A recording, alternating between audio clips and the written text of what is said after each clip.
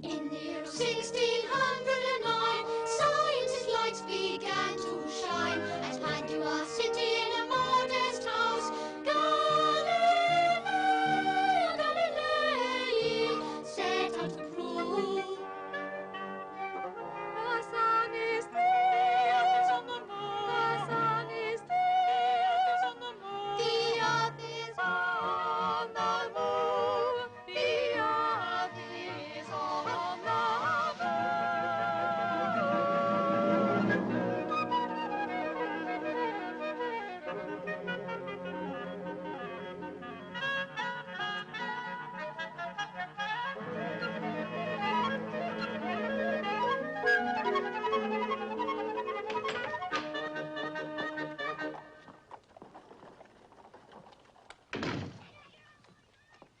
Where did you get that thing?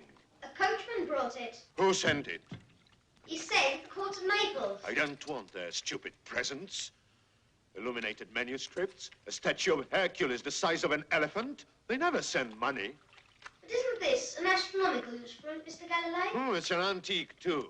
An expensive toy. What's it for? It's a map of the sky according to the wise men of ancient Greece. We'll try and sell it to the university. They still teach it there. How does it work, sir? Oh, it's complicated. I think I could understand it. Maybe. Let's begin at the beginning. Description. There are a lot of metal rings. How many? 8. Correct. And? There are words painted on them. What words? The names of the stars. Such as? Well, here's a band with the sun on it, and on the inside band is the moon. Those metal bands represent 8 crystal spheres, like huge glass globes, one inside the other. The stars are supposed to be tacked onto them. Spin the band with the sun on it. You see the fixed ball right in the middle? Yes. That's the Earth. For 2,000 years, man has chosen to believe that the sun and all the host of stars revolve about him. The Pope, the cardinals, the princes, the scholars, the merchants, and the fishwives have all pictured themselves squatting in the middle of an affair like that. Locked up inside? Mm-hmm. It's like a cage. So you felt that too. But we are pulling out of that old contraption now. How? I'd like to think the ships began it. They used to hug the shore. Then all of a sudden they left the coast and launched out onto the oceans. All sorts of things were set in movement, including the minds of men. It was the opening of a new age. In Siena, when I was a young man, I saw some masons trying to lift a block of granite. After talking it over for just 5 minutes, they ditched a method that had been in use for centuries and found a new, more efficient way of applying the ropes. I remember thinking then, the millennium of faith is ended. This is the millennium of doubt.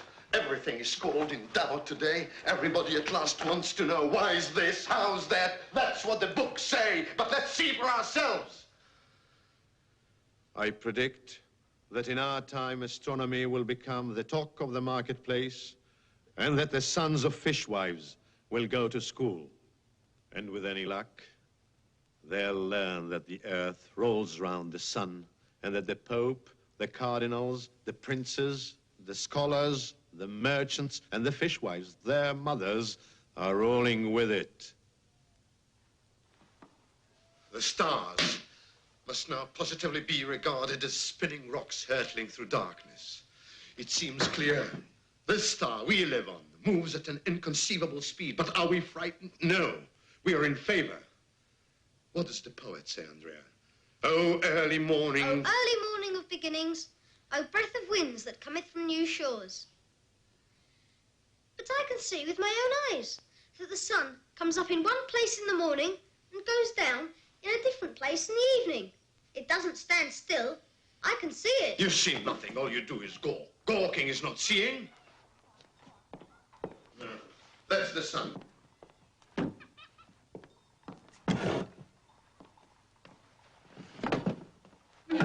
Sit down. Where's the sun? On your right or on your left? On my left. And how could it get to the right? By your putting it there, of course. Of course. Now, where's the sun? On my right. And did it move? No, I did. Wrong, stupid. The chair moved. But I was on it. Of course. The chair's the earth, and you are sitting on it. What are you doing with my son, Mr. Galilei? Mother, you don't understand. And I suppose you do. Last night he tried to tell me a feather falls as fast as a cannonball. We seem to be on the threshold of a new era, Mrs. Sarti. Well, I hope we can pay the milkman in this new era. A young gentleman is here to take private lessons, and he's well dressed, so don't frighten him away like you did the others. Wasting your time with Andrea. How many times have I told you not to wheedle free lessons out of Mr. Galilei? He can't afford it. Could I finish my milk, even if it isn't paid for? Andrea, I shouldn't talk about our ideas outside. Why not? Certain authorities won't like it. Why not if it's the truth? The universe of the new astronomers is still not much more than a framework of guesses. So... I want to be an astronomer. This house is like a marketplace. Good morning, sir. My name is Ludovico Marsili. Hold it.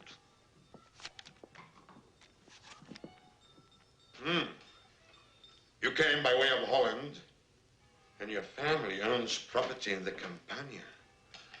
Private lessons, 10 scudi a month. That's all right, of course, sir. What's your subject? Horses. Oh, in that case, 15 scudi a month. That's all right. Andrea. You'll have to be patient with me, sir. Science makes no sense to me. Take that tube affair I saw in Amsterdam.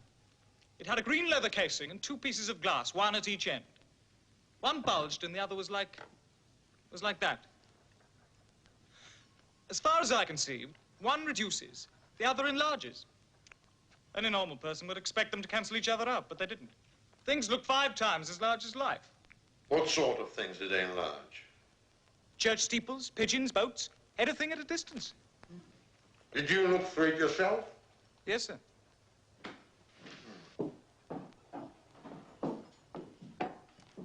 And the tube had 2 lenses. Was it like this? Yes, but... A recent invention? It must be. They only started peddling it on the streets a few days before I left Holland. Why do you bother your head with science? Why don't you just breed horses? My mother says science is necessary nowadays. For conversation. Why not try Latin or theology?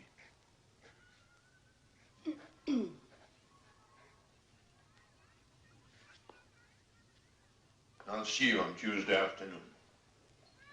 Thank you, sir. Good morning.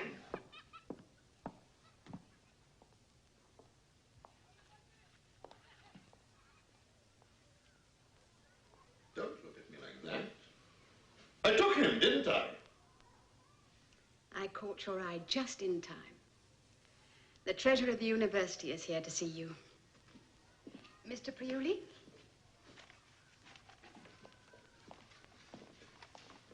Good morning, Mr. Galilei. Good morning, Priori. Lend me a scudo.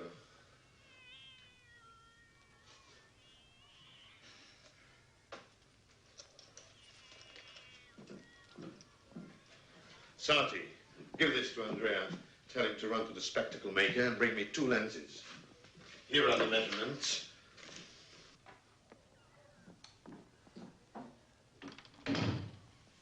Mr. Galilei, I have come to return your petition for an increase in salary. Unfortunately, I am unable to recommend your request. My dear sir, How can I be expected to make ends meet on 500 scudi? What about your private students? I spend my time teaching. When am I to learn? My particular science is on the threshold of important discoveries. Here are my findings on the laws of falling bodies. That should be worth 200 scudi more. Any paper of yours is of infinite worth, Mr. Galilei. I was limiting it to 200. If you want money and leisure, go to Florence. I've no doubt the Medici would be glad to subsidize you. Eventually, however, you will be forbidden to think in the name of the Inquisition. No, you're happy here in the Republic of Venice, but you need money. It's only human. May I suggest a simple solution? Our city elders are businessmen. No. Why don't you invent something useful that will bring them in a little profit? Remember that chart you made for the army? Even General Stefano Gritti could extract cube roots with it. Now, that was practical. Bosh. It astounded the chiefs of staff. I see.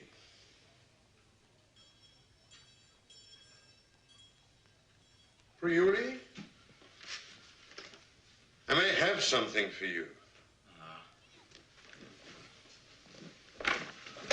I haven't quite got there yet. You are a great man. A discontented man, but I've always said you were a great man. My discontent, Priuli, is what you should be paying me for if you had any sense. And for the most part, it's this satisfaction with myself. I'm 46 years of age, and I've achieved nothing that satisfies me. I won't disturb you any further. Thank you. Good morning.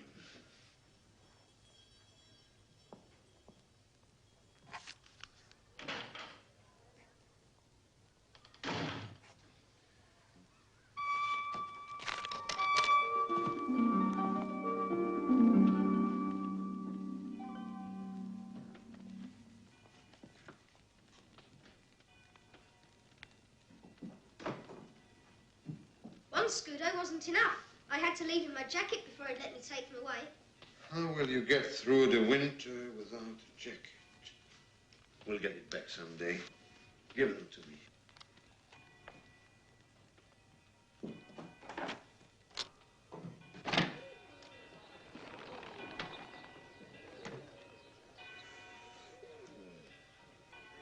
What are they for?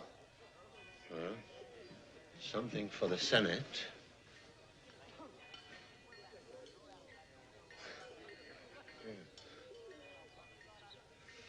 Come and look. I can read the writing on the bell in the campanile. Gratia Dei. Get out of the way.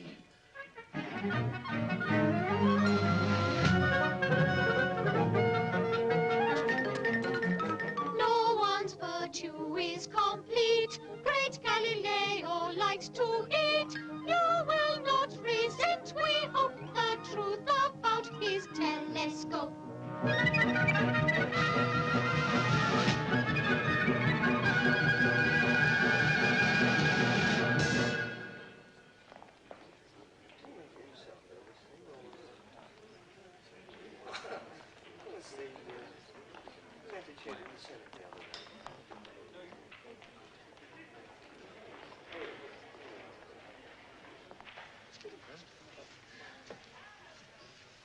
Gentlemen of the Senate, gentlemen of the Arsenal of Venice, as professor of mathematics at your University of Padua and chief engineer in your great arsenal, your obedient servant has always counted it his privilege to offer you such discoveries and inventions as might prove lucrative to the manufacturers and merchants of our Venetian Republic.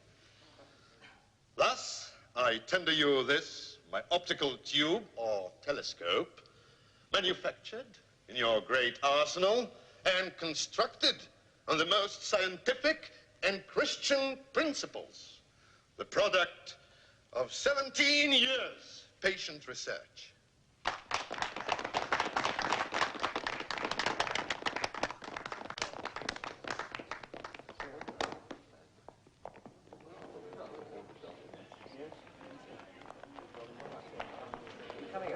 Waste of time, Segredo. You'll be able to pay the butcher, old friend. Yes, they'll make money out of it.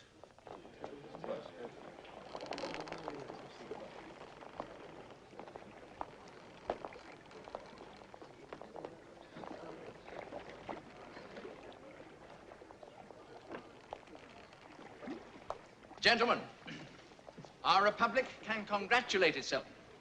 Not only because this new acquisition will be another feather in the cap of Venice, not only because our own Mr. Galilei has so generously handed over this fresh product of his teeming brain entirely to you, so that you can manufacture as many of these highly saleable articles as you please. But, gentlemen, has it also occurred to you that with the help of this remarkable new instrument, the enemy fleet will be visible to us a full 2 hours before we are visible to them? And now, gentlemen, Mr. Galilei entreats you to accept the instrument from the hands of his charming daughter, Virginia.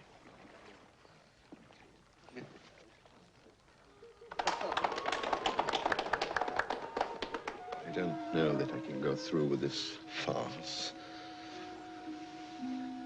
You do realize it's more than a money-making gadget. I turned it on the moon last night.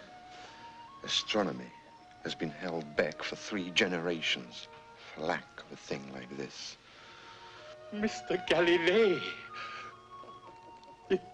It's extraordinary. I can see the fortifications of Santa Rosita. What about the moon? For one thing, it doesn't give off any light of its own. Good heavens! I shall have to tell my wife to stop bathing on the roof. A thing like this is worth 10 scudi apiece. Father, here's Ludovico to congratulate you. Congratulations, sir. I improved it. Yes, sir, I see you had it covered in red.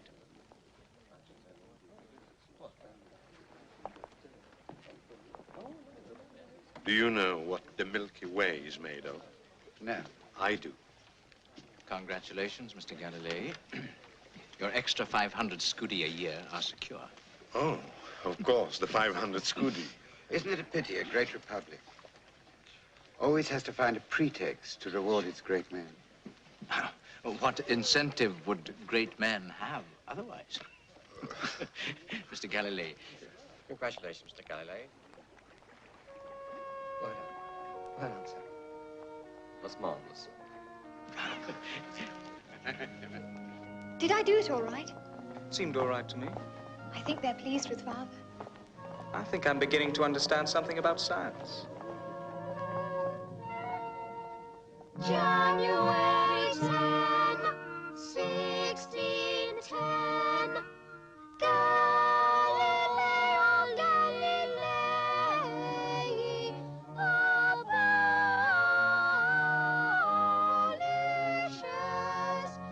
heaven.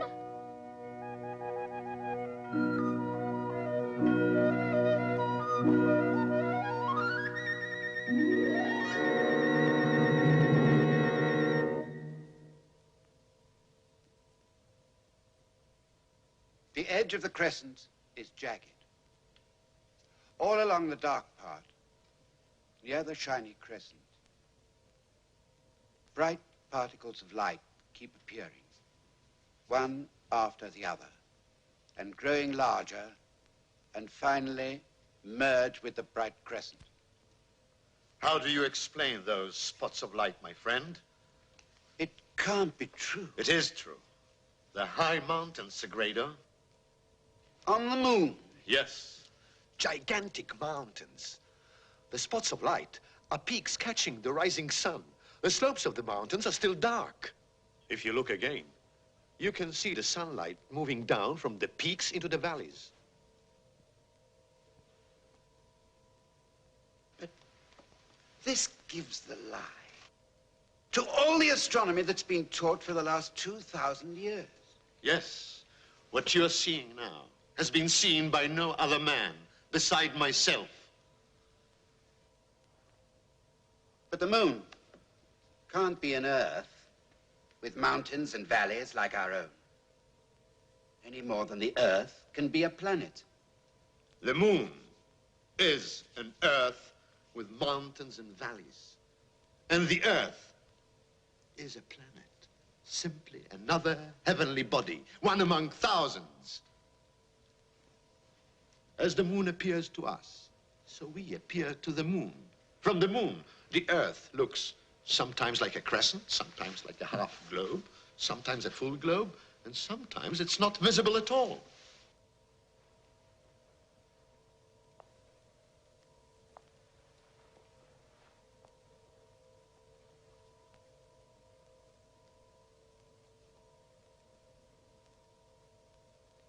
Galileo, this is frightening. I've discovered something else. Something even more astonishing. There it is. Your miraculous optical tube. Do you know this product of 17 years of patient research will be on sale tomorrow for 2 scudi apiece? The telescope. Down at the harbor at this very moment, a ship from Holland is unloading a full cargo of them. What have you to say? When I think of the poor gentlemen of Venice who thought they were getting exclusive rights. Why, when they took their first look through the glass, it was only by the merest chance they didn't see a peddler 7 times enlarged selling tubes exactly like it on the street corner. Mr. Prioli, with the help of this instrument, Mr. Galilei has made discoveries that will revolutionize our conception of the universe. Mr. Galilei has provided the town with a first-rate water pump. The irrigation works you designed function splendidly. How was I to expect this? Not so fast, Priuli. I may be on the track of a sensational gadget. Certain of the stars appear to have regular movements. If there were a clock in the sky, it could be seen from anywhere. That might be useful to your ship owners. Hmm?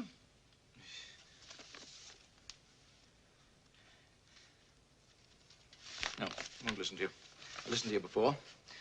And as a reward for my friendship, you made me the laughing stock of the town. Oh, yes, you can laugh. You've got your money. But let me tell you this. You have destroyed my faith in a lot of things, Mr. Galilei. This world makes me sick. He's almost human when he's angry. Did you hear? A world where you can't do business makes him sick. Did you know about these Dutch instruments?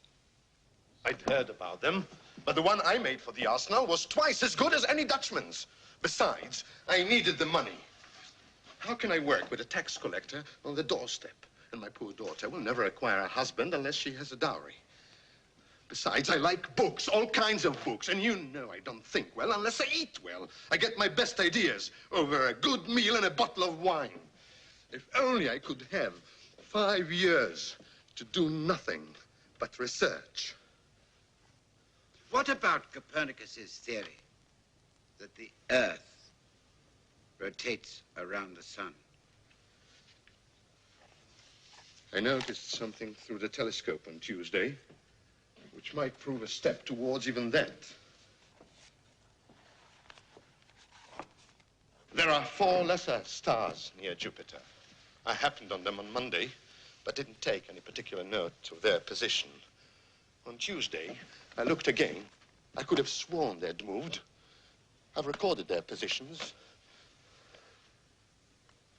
Now, they've changed again. Tell me what you see.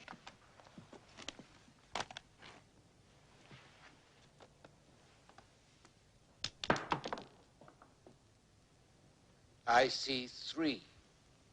Where's the 4th? Here are the charts. Let's get down to work.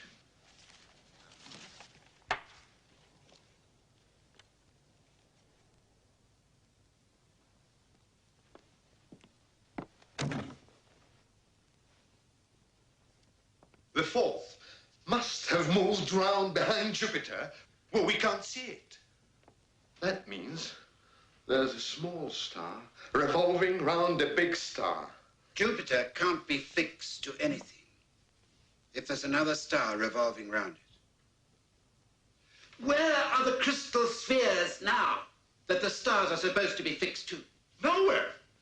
There's no scaffolding in the sky. There's nothing holding the universe up. Don't stand there like a stockfish, as if you are afraid it isn't true. I'm not standing like a stockfish. I'm trembling because I'm afraid it is true. Why? What do you think is going to happen to you when you say that there's another sun with other Earths revolving round it? That this Earth is a planet and not the center of the universe. And that there's nothing but stars. No difference between Earth and heaven. No heaven at all. Where's God then? What do you mean? God. Where is God? Not out there, any more than he'd be down here if somebody out there came down to look for him. Where is he then? I'm a mathematician, not a theologian. You're a human being. Where is God in your system of the universe? Inside us, or nowhere. 10 years ago, a man was burned at the stake for saying that. Giordano Bruno spoke too soon. He'd never have been burned if he could have backed up what he said with proof. Do you really believe that proof makes any difference? All the difference in the world. I believe in man, and that means I believe in reason.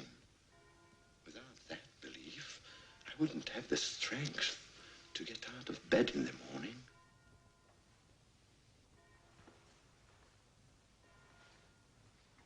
How can you mistake man's contemptible cunning for reason? I know they call a donkey a horse when they want to sell it, and a horse a donkey when they want to buy it. But is that the whole story?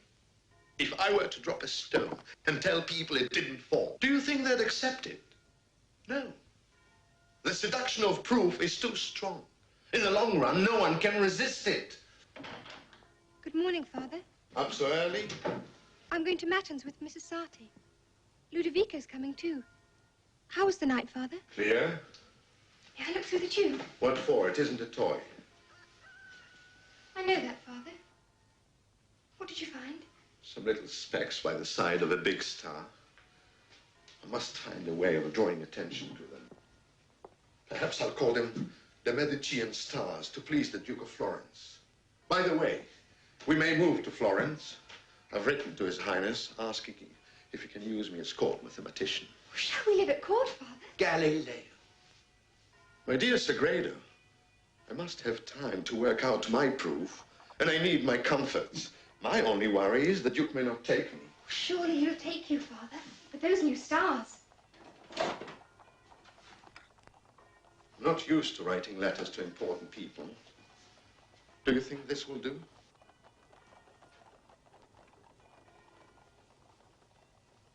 With this, I commend myself as one of your most faithful and devoted servants, whose chief desire is to bask in the presence of your Highness, the rising sun of our great age. The Duke of Florence is a boy of 9. I know. I see. You think my letter is too servile. I wonder if it's servile enough. The only way a man like me can land a decent job is by crawling on his belly. Run along to Matins now.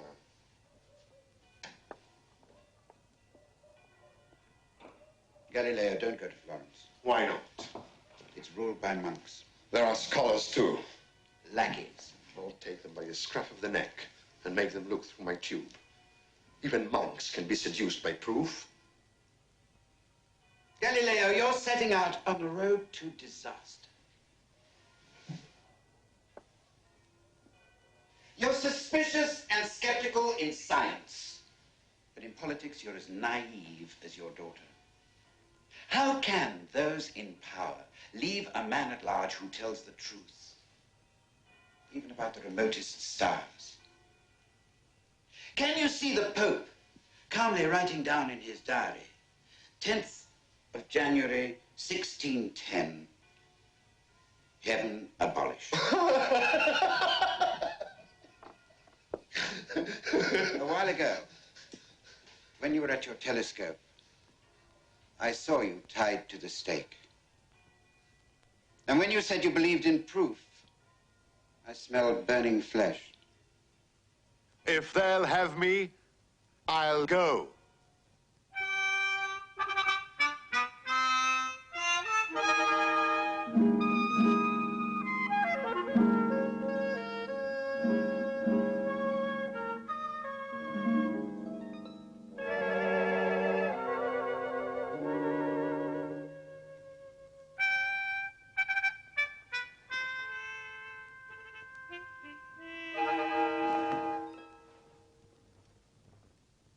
Your Highness, shall we begin with an observation of the satellites of Jupiter, the Medicean stars? Sit down here, please. Thank you, my boy. No, I'm afraid it's not as simple as that.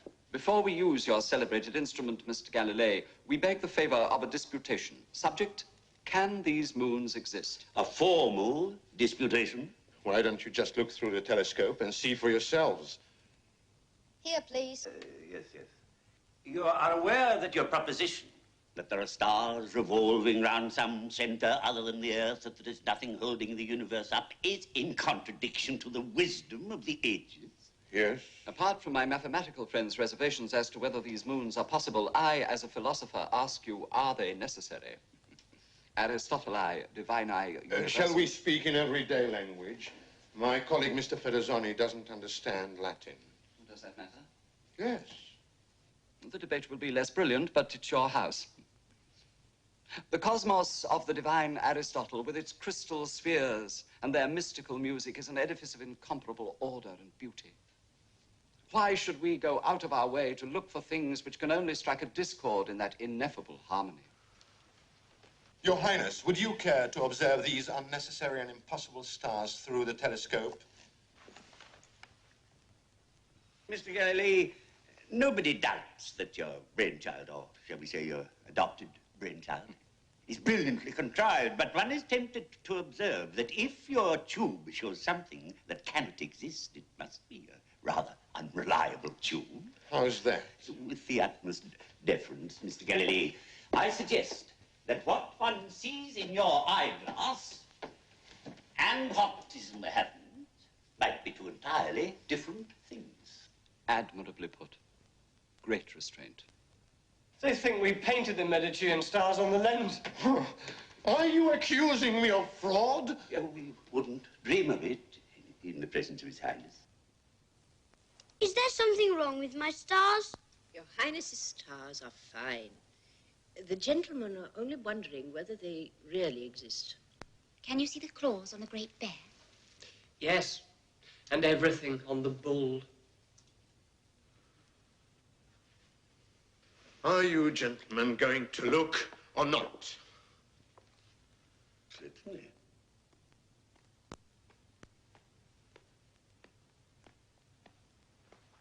What's the matter with you? They're stupid. Deplorable child. Your Highness, I have just received an important message. I think we should go at once. Gentlemen, the sum of our knowledge is pitiful. It has been my singular good fortune to get hold of a new instrument that brings a small patch of the universe a little bit closer. It's at your disposal. Make use of it. Your Highness, ladies and gentlemen, where is all this leading? Are we as scholars concerned with where the truth might lead us? Mr. Galilei, the truth might lead us anywhere. Your Highness, these nights, all over Italy, telescopes are being turned on the sky. The moons of Jupiter have never been seen before, and yet they exist. The man in the street may conclude that a good many other things may exist if only he opens his eyes. Gentlemen, we oughtn't to be defending shaky doctrines. You are teachers. You ought to be doing the shaking. I wish your man would keep out of what is supposed to be a scientific debate. Your Highness, it looks as if we have to go to the shipyards nowadays to find the high curiosity that was the glory of Greece. Well, I'm sure Mr. Galilei will find admirers in the shipyards. Your Highness, I find this highly informative discussion has exceeded the time we allowed for it. It is imperative that we leave at once. What if I cakes, Your Highness?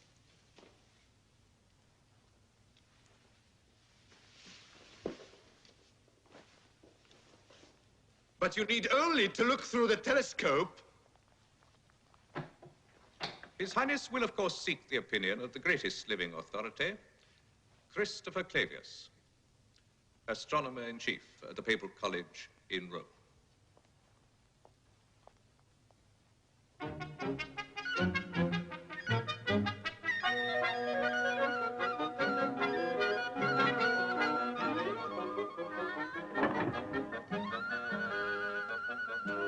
Things take indeed a wondrous turn when learned men do stoop to learn.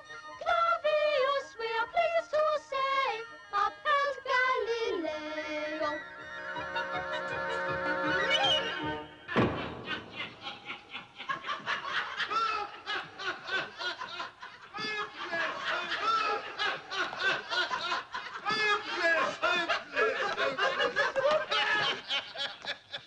Is there anything in the world that people won't believe? Yes, Monsignor, that you don't love your belly. Oh, they believe that. They only won't believe what's good for them. They doubt the devil, but fill them up with a lot of fiddle-dee-dee about the earth rolling in the gutter like a marble, and they swallow it hook, line, and sinker.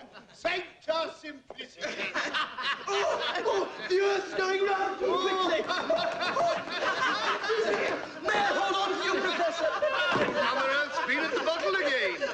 Venus is listing badly. I can only see half of her behind. Help! Hope we don't get thrown onto the moon. All those nasty, sharp mountain peaks. Look down. Oh, we can't have skinny people in Holy Rome. What does the Bible say? Sun, stand thou still upon Gibeon, and thou moon in the valley of Ajalon. Can the sun come to a standstill if it doesn't ever move? Does the Bible lie? How did Christopher Clavius, the greatest astronomer alive, get mixed up in an investigation of this kind? He's in there, with his eyes glued to that diabolical instrument. Mr. Galilei, I think something just fell down.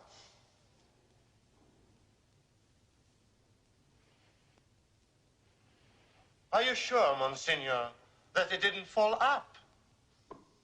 Insolence.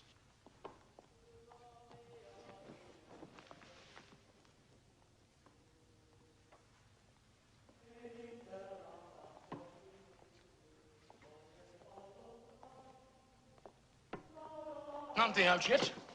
Can't they reach a decision in this paltry matter? Christopher Clavius ought to know his astronomy after all these years. I hear this Mr. Galilei transfers mankind from the center of the universe to somewhere in the outskirts. This Mr. Galilei is therefore an enemy to mankind and must be dealt with as such. Is it conceivable that God would trust the most precious fruit of his labor to some mere flippity-gibbet of a star? Would he have sent his son to such a place?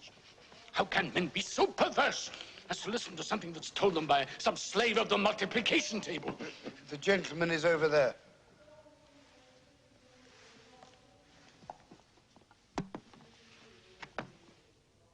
So you're the man.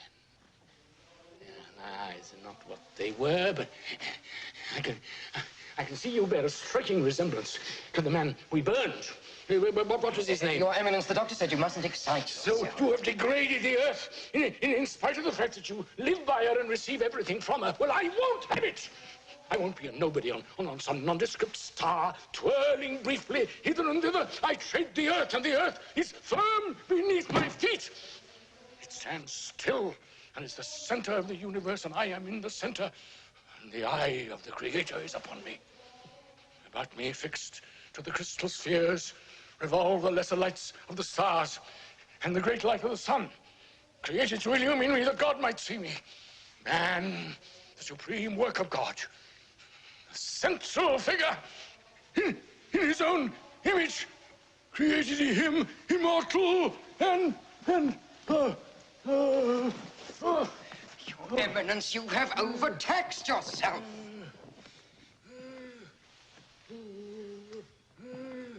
Your Eminences, Father Clavius.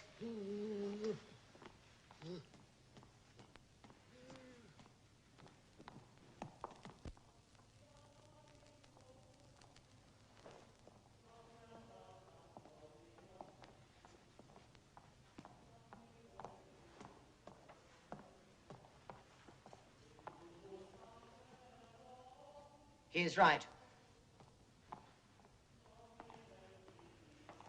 Father Clavius says, it's up to the theologians now to set the heavens right again.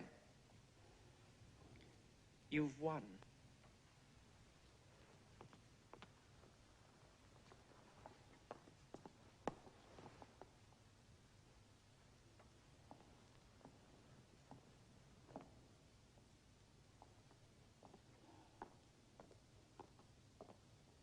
What is this? His Eminence, the Cardinal Inquisitor.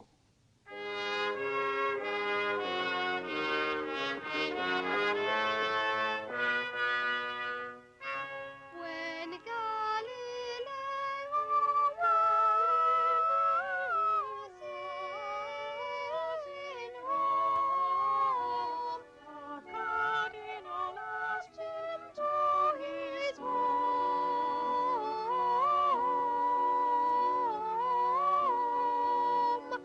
and dined and wined him as his guest. He only made one small request.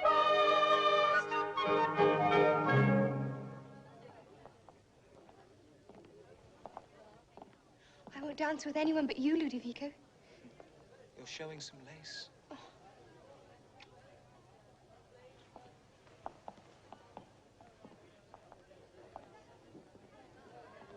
Father, feel my heart.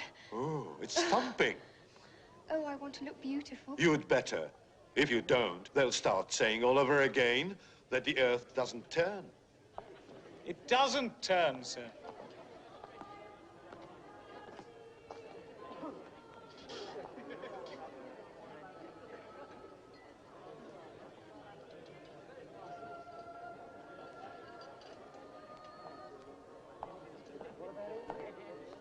I was to wait here for Cardinal Bellarmine. His Eminence will be with you in a few minutes. Mr. Galilei. This is an honor, Signor Galilei.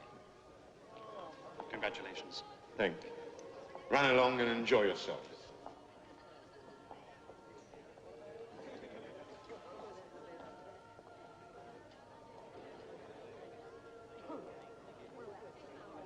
Rome.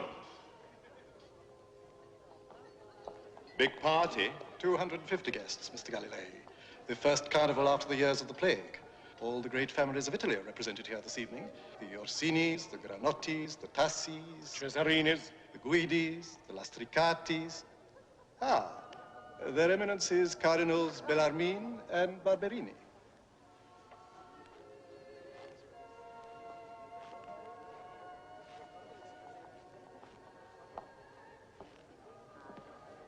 Your Eminence.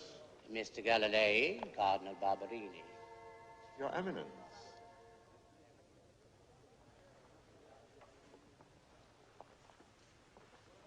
The sun also ariseth, and the sun goeth down and hasteth to his place where he arose. Thus says Solomon. What says Galilei? Your Eminence. When I was so high, I remember standing on a ship, and when it pulled off, I shouted, "The shore is moving away." But I know now it was the ship that was moving away from the shore. You can't catch him. Unfortunately for me, I glanced at a few papers on astronomy once, and it's harder to get rid of than the itch. We must move with the times, Barberini. If it makes navigation easier to use new charts based upon a new hypothesis, let's use them. We need only Scotch doctrines that contradict Holy Writ. Holy Writ. He that withholdeth corn, the people shall curse him. Proverbs. A prudent man concealeth knowledge. Proverbs. Where no oxen are, the crib is clean. But much increase is by the strength of the ox. He that ruleth his spirit is better than he that taketh a city. The broken spirit drieth the bones. Doth not wisdom cry?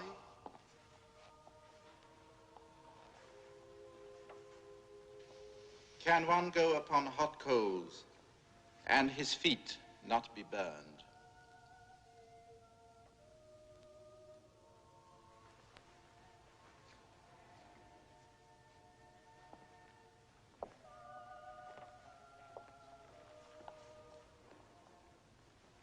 Welcome to Rome, friend Galilei. You will recall the story of the founding of the city. Two little boys found shelter and sustenance with a she-wolf. And from that day, we've paid the price for the she-wolf's milk. But the place is not bad. And we have everything for your pleasure, from a scholarly debate with my friend Bellarmine to ladies of international repute. Would you like to meet one?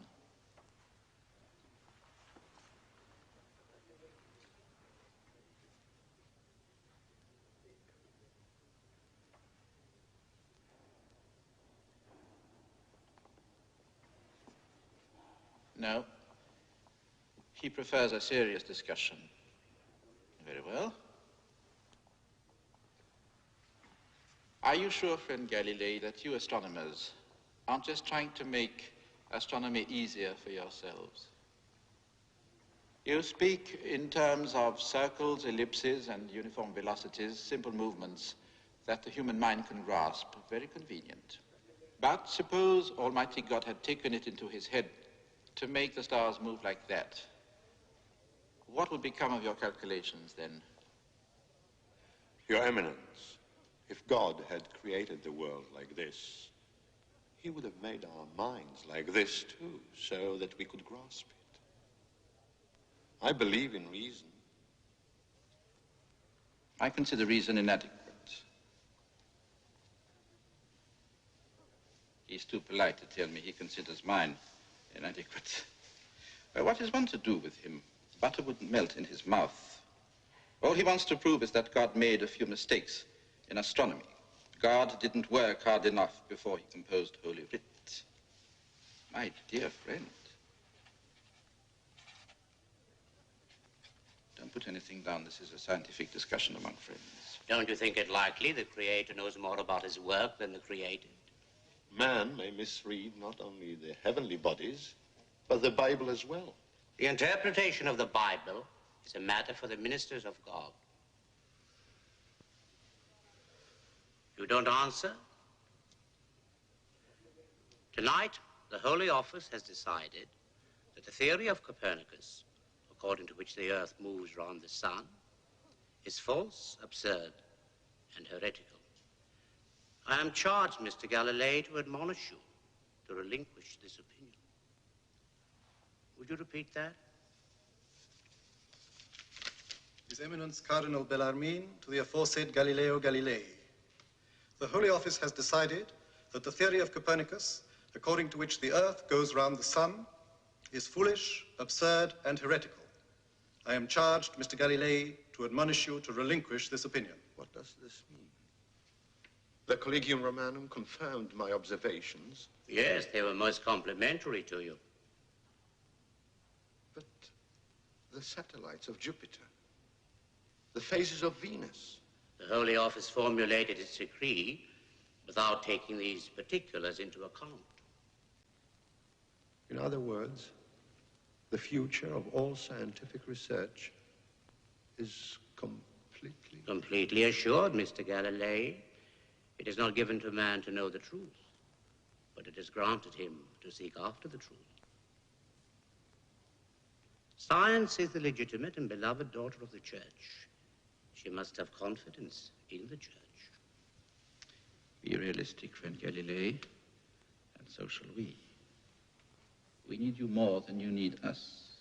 Barberini, it's time we introduced Italy's most discussed scientist to our guests. Let's put on our masks. Oh, poor Galilei hasn't got one.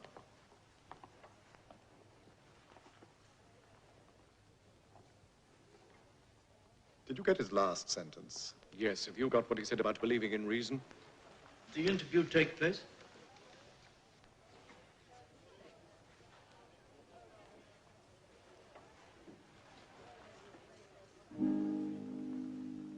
Queda miracula universi, quedam miracula universi, universi.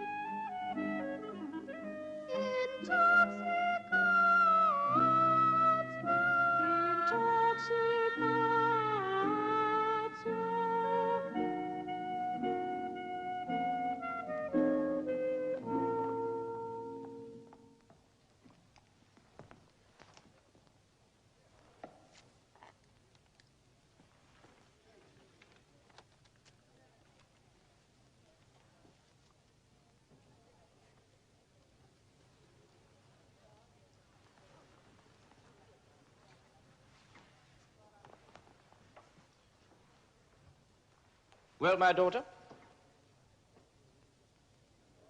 may I congratulate you on your betrothal. Your young man comes from a distinguished family. Will you be staying on in Rome? Not now, Your Eminence. I must return home for the wedding. So you're accompanying your father back to Florence. That should please him.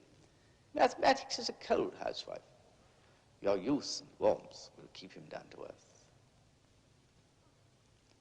Oh, it's easy to get lost up there. He doesn't talk to me about the stars, Your Eminence. No.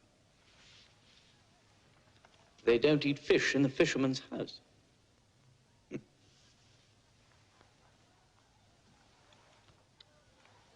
Oh, I can tell you something about astronomy. It seems, my child, that God has blessed our modern astronomers with imagination.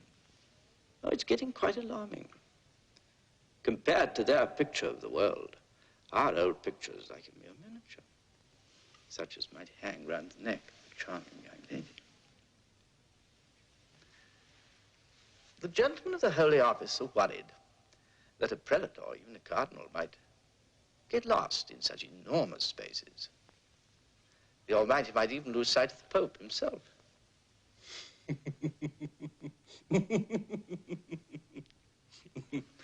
Yes, it's all most amusing. Even so, my child, I'm glad to know that you will be staying with your eminent father, whom we all hold in highest esteem.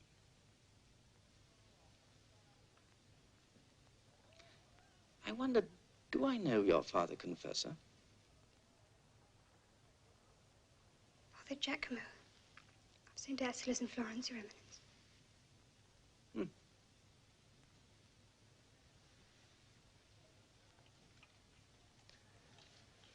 My dear child, your father will need you.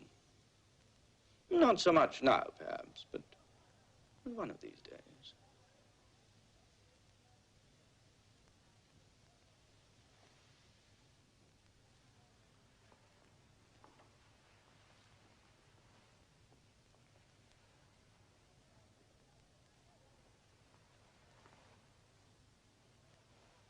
You are pure.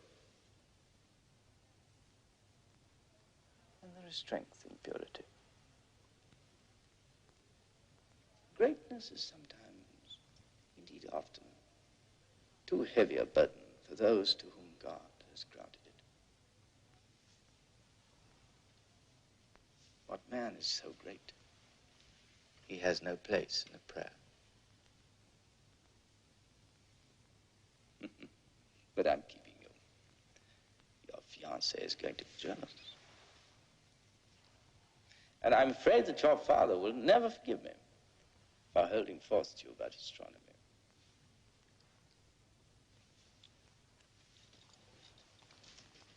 And remember me to Father Giacomo.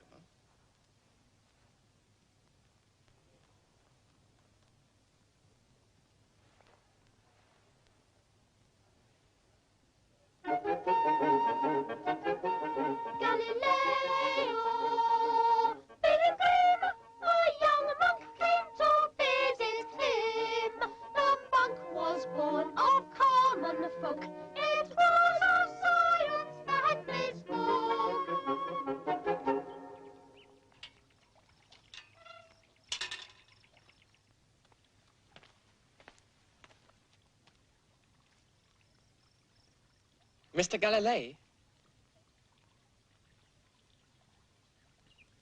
My name is Fulgencio.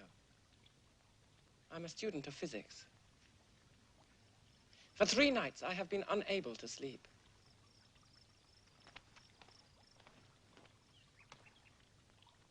I can't reconcile the decree of the Holy Office, which I've read, with the satellites of Jupiter, which I've seen. So this morning I decided to perform Mass and then come to see you. To tell me Jupiter has no moons? No. The decree has shocked me into realizing that unrestricted research is dangerous. I've decided to give up astronomy. But first I felt I had to tell you my reasons. Such reasons are familiar to me. You mean, of course, certain pressures exerted by the church. But there is something else. I'd like to talk to you about my family. I don't come from the great city. My parents are peasants in the Campagna. They know about growing olives, but not much about anything else.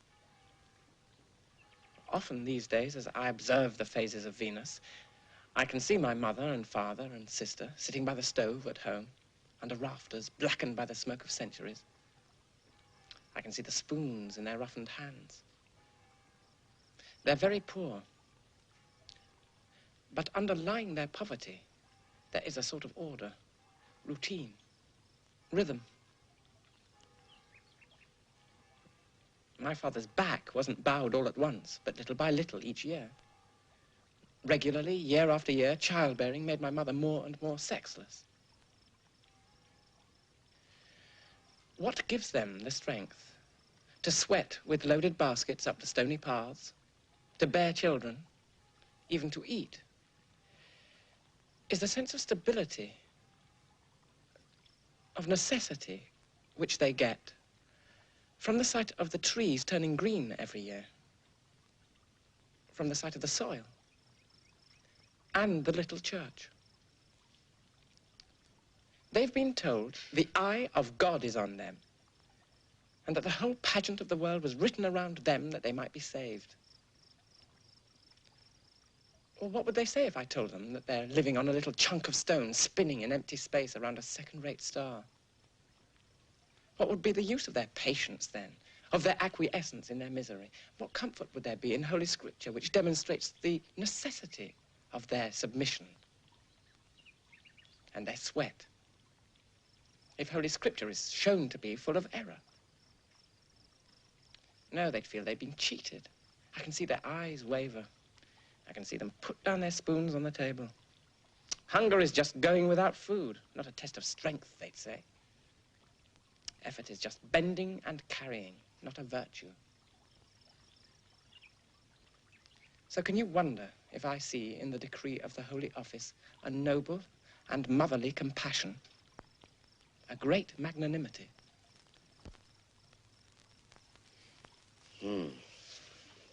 Well, at least you found out that the crux of the matter is not the satellites of Jupiter, but the peasants of the Campagna.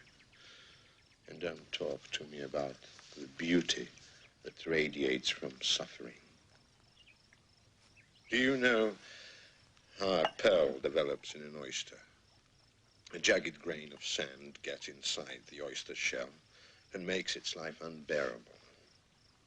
The oyster exudes slime to cover the grain of sand, and that eventually hardens into a pearl. The oyster nearly dies in the process. To hell with the pearl. Give me the healthy oyster.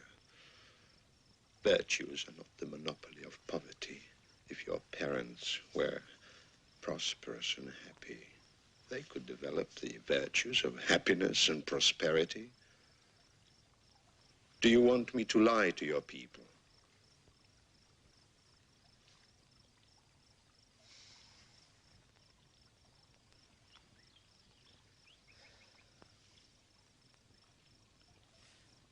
We must be silent from the highest of motives. The inward peace of less fortunate souls. If I condoned this decree and left your parents undisturbed, my motives might not be entirely disinterested. Easy life, no persecution, and so on. Would you like to see a Cellini timepiece that Cardinal Bellarmine's coachman delivered here this morning? And as a reward for leaving your mother and father's peace untroubled, the government offers me the wine they produce by the sweat of their brow. The brow which, as you know, was made in God's image. Mr. Galilei, I am a priest. You're also a physicist. And you can see that Venus has phases. How can new machinery be evolved to control rivers if physicists are forbidden to study the greatest machinery of all, the mechanism of the stars? Can I reconcile my findings on the paths of falling bodies with the tracks of witches riding on broomsticks? You don't think that truth, if it is truth, would make its way without us? No. Truth prevails only as far as we make it prevail. You speak about the Campagna peasants as if there were moss on their huts. If they don't rouse themselves and learn to think, the best irrigation systems in the world can't help them. I can see their divine patience, but where's their divine wrath? They're tired. Are you a physicist? Here is what draws the ocean when it ebbs and flows. Let it lie there. Thou shalt not read.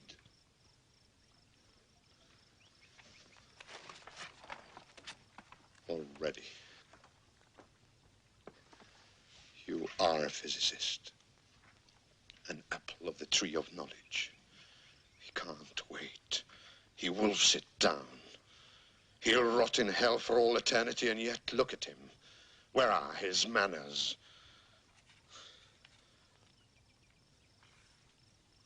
Sometimes I think I would willingly be imprisoned in a dungeon fathoms under the earth if in exchange I could find out one thing. What is light? And the worst of it is, when I find something out, I have to tell others about it. Like a lover, like a drunkard, like a traitor. I don't understand this sentence. I'll explain it to you, Fulgangio. I'll explain it to you.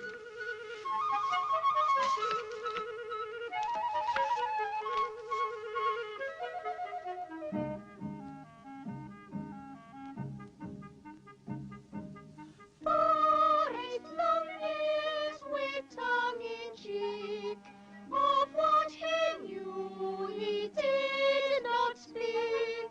Then temptation grew too great, and Galileo challenged fate. Thursday, floating bodies. Again. So, ice, bowl of water, scales, iron, needle. Aristotle.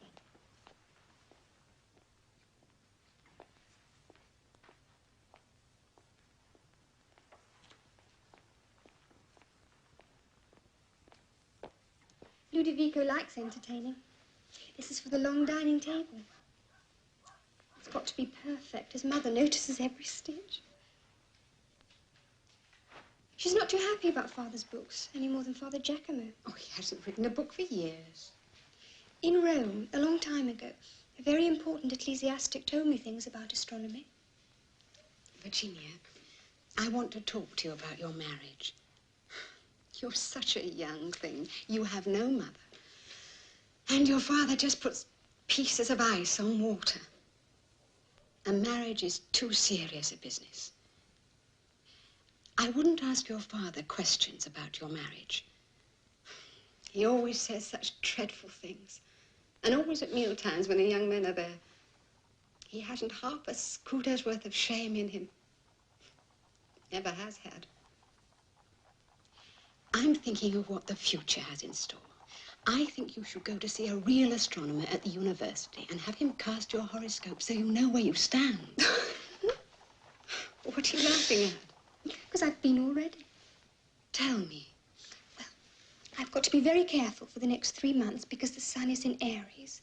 But after that, I get a very favourable ascendant and the clouds will part. And as long as I don't lose sight of Jupiter, I may go on any journey I please because I'm in Aries. And Ludovico? He's a Leo. That means sensual, I think. I know that step. It's Mr. Gaffoni, the rector.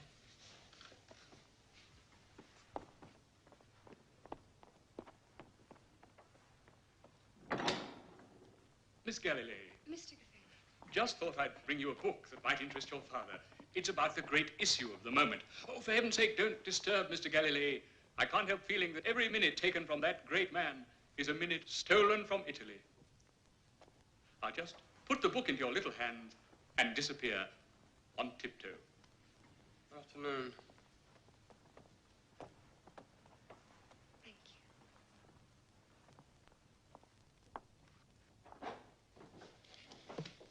What's that about? I don't know.